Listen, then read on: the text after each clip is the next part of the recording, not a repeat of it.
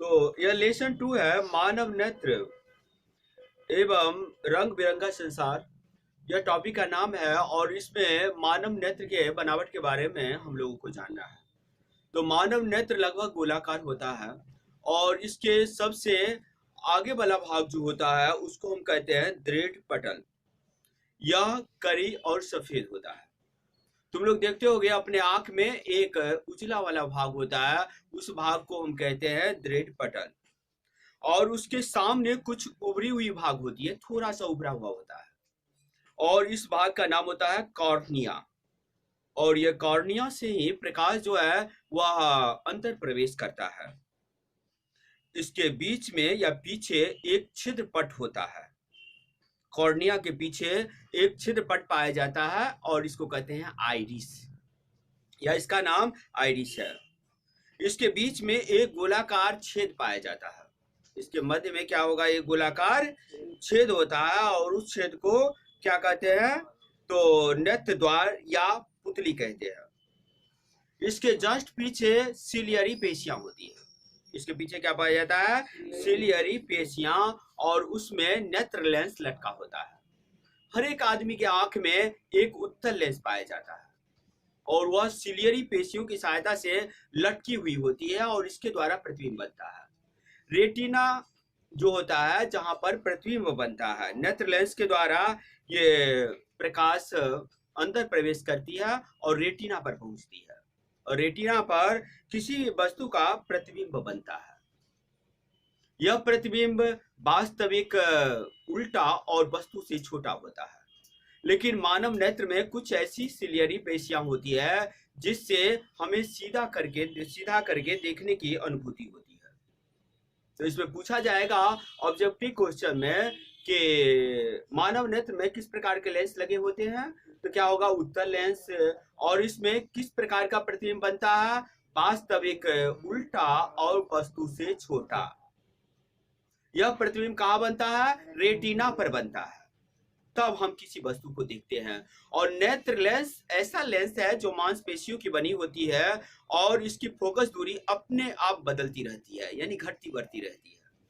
इस प्रकार की क्षमता को कहते हैं सौमंजन क्षमता। इस क्षमता को क्या कहते हैं, सौमंजन क्षमता। हालांकि जो जो एज बढ़ता है बुढ़ापा के कारण, जब मान लिया जाए किसी आदमी का एज बढ़ जाएगा तो उस स्थिति में इसका फोकस दूरी फिक्स हो जाता है। फिक्स होने का मतलब वह घटता बढ़ता नहीं है, जिसके कारण किसी भी वस्तु को देखने में कठिनाई होती है। तो उस प्रकार के दृष्टि दोष को जरा दृष्टि दोष कहा गया है और उस समय लोगों को चश्मा लगाना पड़ता है। तो मानव नेत्र के बनावट के रूप में उसका प्रमुख अंग हो गया दृढ़ पटल, आइरिस, पुतली, सिलियरी पेशियां, नेत्र लेंस, रेटिना। तो इतने पार्ट्स होते हैं और इसके द्वारा किसी वस्तु का प्रतिबिंब बनता है। अब देखो इसमें एक सौमंजन क्षमता क्या हुआ, नेत्र लेंस की फोकस दूरी अपने आप बदलती रहती है, इसको कहते हैं सौमंजन क्षमता। आयु बढ़ने के साथ साथ सौमंजन क्षमता भी क्या हो जाती है, यानी समाप्त हो जाती है। अब स्पष्ट दर्शन की न्यूनतम दूरी है, तो स्पष्ट दर्शन की न्यूनतम दूरी है 25 cm और अधिकतम दूरी क्या है, अनंत। हम लोगों को किसी वस्तु को स्पष्ट रूप से देखने के लिए वस्तु कम से कम 25 सेंटीमीटर की दूरी पर होनी चाहिए। अगर 25 सेंटीमीटर से अधिक दूरी पर होगा तो भी वस्तु स्पष्ट नहीं दिखाई देगी, और कम दूरी पर भी होगा तो भी वस्तु नहीं दिखाई देगी। तो ये अस्पष्ट दर्शन का न्यूनतम दूरी 25 cm और अधिकतम दूरी क्या हुआ, यानी अनंत। अब आगे देखो कुछ ऐसा कंडीशन होता है जिसमें वस्तु का प्रतिबिंब जो है वो रेटिना पर नहीं बन पाती है। इसको हम क्या कहते हैं, दृष्टि दोष। यानी दृष्टि दोष मतलब क्या हुआ, आंख में खराबी, यानी जब नेत्र लेंस के द्वारा किसी वस्तु का प्रतिबिंब रेटिना पर नहीं बनता है तो उस स्थिति को हम दृष्टि दोष कहते हैं। यह दृष्टि दोष 3 प्रकार के होते हैं, निकट दृष्टि दोष, दूर दृष्टि दोष या दीर्घ दृष्टि दोष और जरा दृष्टि दोष। अब निकट दृष्टि दोष क्या है, तो नाम है निकट दृष्टि दोष, लेकिन इसका फंक्शन उल्टा होती है। जैसे मान लिया जाए कि इसमें नजदीक की वस्तु तुम्हें दिखाई देगी लेकिन दूर की वस्तु नहीं दिखाई देगी, तो इस प्रकार के दृष्टि दोष को हम क्या कहते हैं, निकट दृष्टि दोष। इसका नाम निकट दृष्टि दोष इसलिए रखा गया है कि इसमें किसी वस्तु का प्रतिबिंब जो है वह रेटिना के आगे बन जाती है। अब निकट दृष्टि दोष का क्या कारण होता है? तो निकट दृष्टि दोष का कारण होता है कि नेत्र गोलक का लंबा हो जाना। माने नेत्र गोलक जब लंबा हो जाती है तो उस स्थिति में वस्तु का प्रतिबिंब जो है वो रेटिना पर स्पष्ट रूप से नहीं बनता है। या नेत्र लेंस का मोटा हो जाना, जिसके कारण वस्तु का प्रतिबिंब जो है वो रेटिना पर नहीं बनेगी। तो इसे हम क्या कहेंगे? निकट दृष्टि दोष का कारण। और इसको दूर करने के लिए अवतल लेंस के चश्मे का प्रयोग किया जाता है। ऑब्जेक्टिव में बराबर पूछा जाता है कि निकट दृष्टि दोष को कैसे दूर किया जाता है, या निकट दृष्टि दोष को दूर करने के लिए किस प्रकार के चश्मे का प्रयोग किया जाता है। तो निकट दृष्टि दोष को दूर करने के लिए अवतल लेंस के चश्मे का प्रयोग किया जाता है। अब है दीर्घ दृष्टि दोष, जिसको दूर दृष्टि दोष भी कह सकते हैं। तो यह दीर्घ दृष्टि दोष मतलब हुआ कि जब दूर की वस्तु स्पष्ट रूप से दिखाई देगी लेकिन नजदीक की वस्तु नहीं दिखाई देती है। इस प्रकार के दृष्टि दोष को हम दीर्घ दृष्टि दोष कहते हैं। दीर्घ दृष्टि दोष की स्थिति में किसी वस्तु का प्रतिबिंब रेटिना के पीछे बनती है। और दीर्घ दृष्टि दोष का कारण होता है कि यह नेत्र गोलक जो होते हैं वह छोटा हो जाता है। तो नेत्र गोलक का छोटा हो जाना या नेत्र लेंस का आवश्यकता से पतला हो जाना, यह दीर्घ दृष्टि दोष का कारण होता है। इसको दूर करने के लिए उत्तल लेंस के चश्मे का प्रयोग किया जाता है। और अगला एक दृष्टि दोष है जरा दृष्टि दोष। जरा दृष्टि दोष जानते ही होंगे कि जब किसी व्यक्ति का आयु बढ़ जाता है या अधिक आयु हो जाने के कारण मांसपेशियां जो होती है वो सिकुड़ जाती है, जिसके कारण किसी वस्तु का प्रतिबिंब स्पष्ट रूप से रेटिना पर नहीं बनता है। तो जब किसी वस्तु का प्रतिबिंब स्पष्ट रूप से रेटिना पर नहीं बनती है तो इस प्रकार के दृष्टि दोष को जरा दृष्टि दोष कहते हैं। और जरा दृष्टि दोष को दूर करने के लिए बायोफोकल लेंस के चश्मे का प्रयोग किया जाता है। यानी द्विफोक्सीय लेंस होते हैं, उसमें दोनों लेंस होता है, यानी अवतल लेंस भी होता है और उत्तल लेंस भी होता है। उसके दर्पण में देखोगे, माने उसका चश्मा में देखोगे, आधा पार्ट में उत्तल लेंस होगा और आधा पार्ट में जो होता है वो अवतल लेंस होता है। तो जरा दृष्टि दोष को दूर करने के लिए बायोफोकल लेंस के चश्मा का प्रयोग किया जाता है। एक दृष्टि दोष और है अबिंदुकता दृष्टि दोष। अब ये अबिंदुकता दृष्टि दोष क्या हुआ? जब किसी व्यक्ति के नेत्र लेंस की वक्रता समिति यानी वक्रता समिति बढ़ जाती है, तो उस स्थिति में वस्तु का प्रतिबिंब जो है वह स्पष्ट रूप से नहीं बनता है। कभी कोई बिंदु है तो सीधा लकीर दिखाई देगा, कभी टेढ़ा लकीर दिखाई देगा, कभी तिरछा दिखाई देगा, कभी आदमी है सीधा दिखाई देगा तो कभी गिरा हुआ दिखाई देगा। तो इस प्रकार के दृष्टि दोष को हम कहते हैं यानी अबिंदुकता दृष्टि दोष। और इसे दूर करने के लिए बेलनाकार लेंस के चश्मे का प्रयोग किया जाता है। तो इस प्रकार से मोटे तौर पर जान लिए होंगे कि दृष्टि दोष तीन प्रकार के होते हैं: निकट दृष्टि दोष, दीर्घ दृष्टि दोष और अबिंदुकता दृष्टि दोष। तो इसके बारे में तुम्हें जानकारी रखना बहुत जरूरी है और ये बराबर पूछा जाता है। हालांकि उत्तल लेंस की फोकस दूरी जो होती है वो धनात्मक होती है, तो इसीलिए उसके पावर को प्लस में दिखाया जाता है। और अवतल लेंस का फोकस दूरी क्या होता है? ऋणात्मक, इसीलिए उसके पावर को हम क्या कहते हैं? माइनस में दिखाते हैं। और इस प्रकार से तुम देखोगे अगर कोई डॉक्टर चश्मा का एडवाइस करता है तो उसमें देखना वो लेंस के पीछे में प्लस या माइनस लिखा रहता है। इसके आधार पर तुम ये जांच कर सकते हो या पता लगा सकते हो कि अवतल लेंस है कि उत्तल लेंस है। अब चलो थोड़ा हम लोग इससे आगे चलते हैं, लेंस के बारे में देखेंगे। लेंस तो जानते होंगे, पिछले कक्षा में हम लोग पढ़े थे दर्पण के बारे में। आज लेंस जो होता है वह कांच की पट्टी जिसका दोनों सतह जो होता है वह परावर्तक होता है। तो जिसका दोनों सतह परावर्तक होता है उसको कहते हैं हम लेंस। और यह लेंस मैंने दो प्रकार का होता है मोटे तौर पर, एक अवतल लेंस, एक उत्तल लेंस। हालांकि लेंस और दर्पण में अंतर भी कभी कभी पूछा जाता है। तो लेंस के दोनों सतह परावर्तक होते हैं जबकि दर्पण का एक सतह परावर्तक होता है। लेंस में प्रकाशीय केंद्र होता है जबकि दर्पण में क्या पाया जाता है? ध्रुव पाया जाता है। लेंस में 2 फोकस होते हैं, जबकि दर्पण में 1 फोकस होता है। लेंस में 2 वक्रता केंद्र होती है और दर्पण में 1 वक्रता केंद्र होता है। तो यही लेंस और दर्पण में अंतर हो गया। तो लेंस में भी प्रकाश का ये अपवर्तन होता है। तो एक होता है प्रकाश का परावर्तन और एक होता है प्रकाश का अपवर्तन। प्रकाश के परावर्तन का मतलब हुआ कि जब प्रकाश की किरणें किसी सतह से टकराकर वापस लौट जाती है, उसी माध्यम में लौट जाती है, तो उसको प्रकाश का परावर्तन कहते हैं।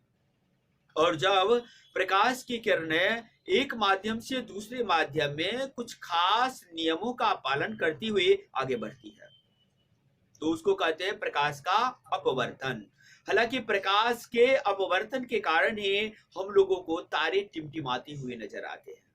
अगर पानी में किसी रॉड को रख दोगे तो वह टेढ़ी नजर आएगी, या मछली जो है वो वास्तविक स्थिति से ऊपर उठा हुआ नजर आएगा। देखिए होगे कि मछुआरा जब मछली मारने के लिए जाता है तो भाला से जब मछली मारेगा तो कुछ विशेष उसमें तकनीकी अपनाना पड़ता है। सब आदमी मछली को नहीं मार सकता है, क्योंकि पानी में जब मछली रहती है तो हम लोग जब ऊपर से देखते हैं तो प्रकाश की किरणें उसमें जाती है, और प्रकाश की किरण जो है ऊपर विरल माध्यम है, पानी क्या है? सघन माध्यम है, जिसके कारण प्रकाश की किरणें अभिलंब की ओर मुड़ जाती है।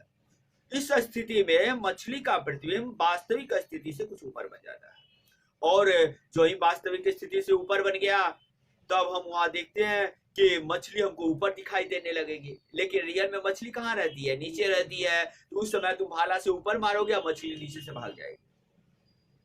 तो इसीलिए थोड़ा पीछे करके वो मछुआरा मछली को मारता है, जो भाला से मछली मारता है वह। या तुम अगर पानी में किसी रॉड को रख दोगे, सीधा रॉड को रखोगे तो टेढ़ा प्रतीत होगा। इसका कारण होता है कि ऊपर वाला भाग तो तुम्हें सीधा दिखाई ही देगी, लेकिन जो भाग पानी के नीचे है, प्रकाश के अपवर्तन के कारण उसका प्रतिबिंब जो है वो वास्तविक स्थिति से ऊपर बन जाती है। तो हम लोग समझते हैं नीचे का भाग ऊपर उठा हुआ है और ऊपर का भाग क्या है? सीधा है, जिसके कारण क्या होती है? तो ये रॉड जो है वो टेढ़ी प्रतीत होती है। पूछ सकता है ऐसा क्वेश्चन कारण बताने में, तो ये प्रकाश के अपवर्तन के कारण होता है। कभी कभी पूछेगा कि तारे टिमटिमाते हुए नजर आते हैं।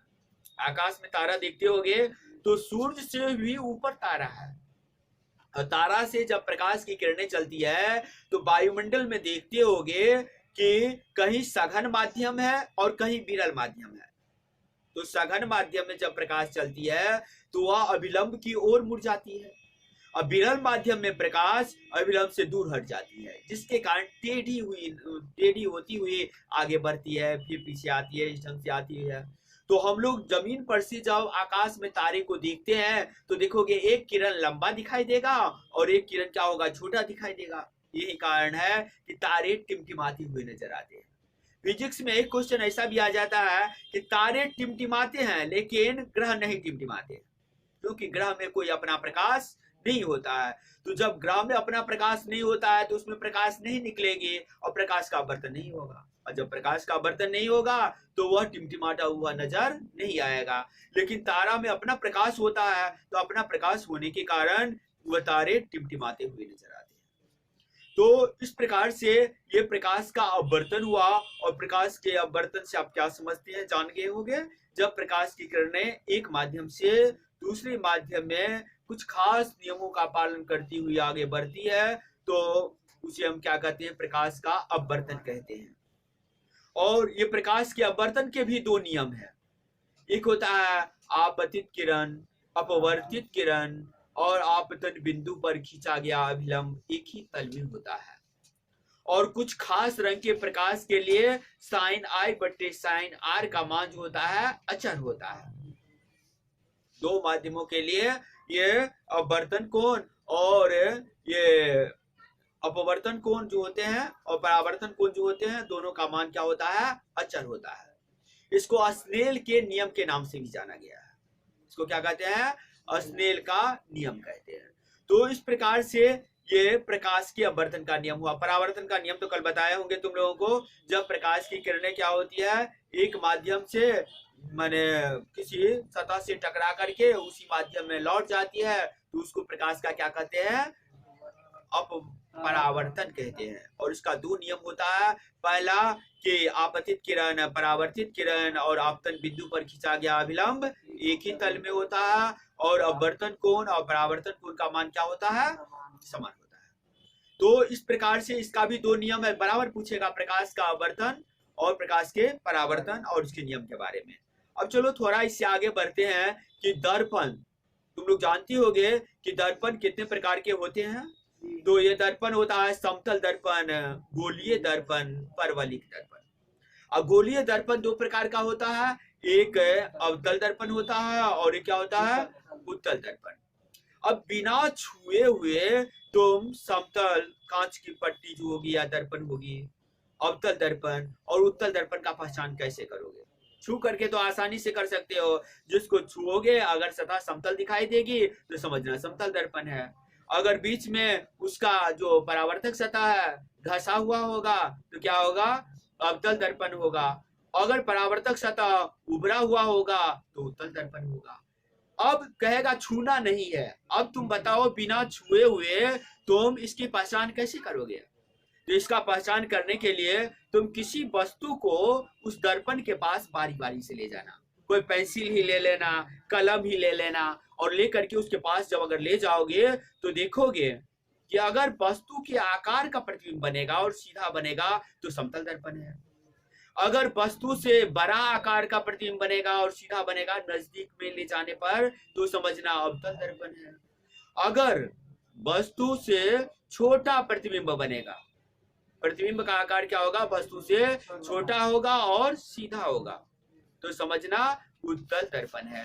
तो इस प्रकार से बिना छुए हुए तुम समतल दर्पण, अवतल दर्पण और उत्तल दर्पण की पहचान कर सकते हो। वैसे ही लेंस है। अगर मान लो कि लेंस का पहचान करने के लिए दे देगा, जैसे कि किसी व्यक्ति के माने चश्मा में कौन सा लेंस लगा हुआ है यह तुम्हें पहचानना है, तो कैसे पहचानोगे?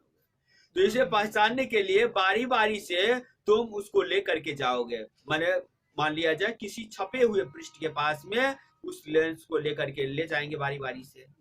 अगर जिस लेंस से हम देखेंगे, अगर मान लिया कोई कांच की पट्टी हम ले गए, छपे हुए पृष्ठ के पास ले गए, अगर वास्तविक आकार का माने उसी आकार का अगर अक्षर दिखाई देगा तो क्या हो गया? समतल कांच की पट्टी हुआ। अगर अक्षर का आकार बड़ा हो जाएगा तो समझेंगे ये उत्तल लेंस है। और अगर अक्षर का आकार जो है वह छोटा दिखाई देगा तो अवतल लेंस है। माने लेंस और दर्पण में थोड़ा उल्टा हो जाता है, इस बात को तुम्हें अपने ध्यान में रखना पड़ेगा। तो इस प्रकार से यही है। इसी पर आधारित एक क्वेश्चन और है कि घड़ी साज के द्वारा किस लेंस का प्रयोग किया जाता है? घड़ी साज मतलब हुआ घड़ी बनाने वाला। तुम लोग घड़ी ठीक कराने के लिए जाते होगे, देखते होगे जिस समय मिस्त्री क्या करता है, घड़ी को खोलता है, उस समय वो आंख में एक काला सा लेंस लगा लेता है, उसमें लेंस लगा रहता है और उत्तल लेंस होता है, जिसके कारण घड़ी का छोटा छोटा छिद्र जो है उसको बड़ा दिखाई देगा, छोटा पार्ट बड़ा दिखाई देगा। और उस समय में वो उसको देख करके नट से उसको खोल करके फिर उसको रिपेयरिंग कर देता है, ठीक कर देता है। तो घड़ी साज के द्वारा किस लेंस का प्रयोग किया जाता है? उत्तल लेंस का प्रयोग किया जाता है। हालांकि उत्तल लेंस को हम अभिसारी लेंस कहते हैं और अवतल लेंस को क्या कहते हैं? अपसारी लेंस। क्यों कहते हैं? क्योंकि उत्तल लेंस में मुख्य अक्ष के समांतर जितनी भी आपतित प्रकाश की किरणें होती है वह एक बिंदु पर अभिसरित होती है। अभिसरित होने का मतलब जमा होती है, एकत्रित होती है। यही कारण है कि उत्तल लेंस को क्या कहते हैं? अभिसारी लेंस। वैसे होता है अपसारी लेंस। अपसारी लेंस किसको कहा गया है? अवतल लेंस को कहा गया है, क्योंकि अवतल लेंस में मुख्य अक्ष के समांतर जो आपतित प्रकाश की किरणें होती है वह एक बिंदु पर जमा नहीं होती है बल्कि एक बिंदु से अपसरित होती हुई प्रतीत होती है। तो जब अपसरित होती हुई प्रतीत होती है इसीलिए उसका नाम क्या होता है? अपसारी लेंस। कभी कभी पूछ देगा कि उत्तल लेंस को कौन लेंस कहते हैं, तो अभिसारी लेंस कहते हैं, और अवतल लेंस को क्या कहते हैं?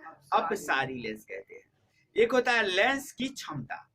तो लेंस की क्षमता क्या होता है? लेंस के फोकस दूरी के व्युत्क्रम को हम लेंस की क्षमता कहते हैं। और लेंस की क्षमता का ऐसा मात्रक होता है डाईऑप्टर। इसीलिए किसी के भी चश्मे में देखोगे आंख के डॉक्टर जो लिखते हैं वो लिख देगा +1D लिख देता है। तो डी मतलब समझना डायोप्टर है, वो लेंस की क्षमता का मात्रक है। जैसे कि मान लिया जाए अगर ऐसा क्वेश्चन पूछ दे कि किसी के चश्मा का पावर ये +1 है तो कौन सा लेंस होगा और उस आदमी को कौन सा दृष्टि दोष होगा। तो जब ये +1 है समझना उत्तल लेंस है। +1 है इसका मतलब क्या है, उत्तल लेंस है। और उत्तल लेंस का प्रयोग किस दृष्टि दोष को दूर करने के लिए किया जाता है, दीर्घ दृष्टि दोष को दूर करने के लिए किया जाता है। यानी उसको दीर्घ दृष्टि दोष है और उसकी यानी क्षमता जो है वह क्या है, +1 है, यानी उत्तल लेंस का चश्मा है। तो तुम पावर को देख करके ये बता सकते हो, यानी क्षमता को देख करके बता सकते हो कि उसको कौन सा दृष्टि दोष है, निकट दृष्टि दोष है या दीर्घ दृष्टि दोष है। तो हम आशा करते हैं इतना समझ गए होंगे। फिर अगले अध्याय में हम अगले दिन चलेंगे।